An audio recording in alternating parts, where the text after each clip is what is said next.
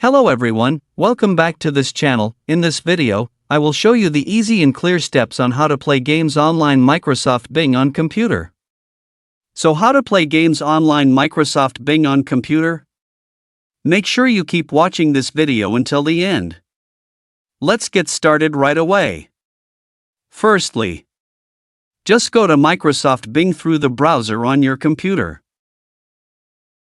Here you are on the initial display of Microsoft Bing. To play online games on Microsoft Bing, just direct the cursor to the top of the menu bar.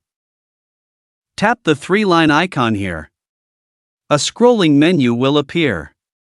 Here there are many menu options such as Translate, History menu and other menus.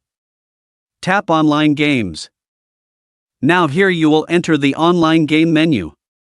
Here you can see a lot of online game options.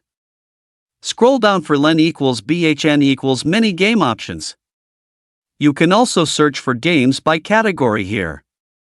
Here there are lots of games available without having to download. For example, I will play this game. Tap the game to be played. As seen here, you can play games without having to download. So that's it, tutorial how to play games online Microsoft Bing on computer. Thank you for watching. I hope this video is useful. See you in the next video.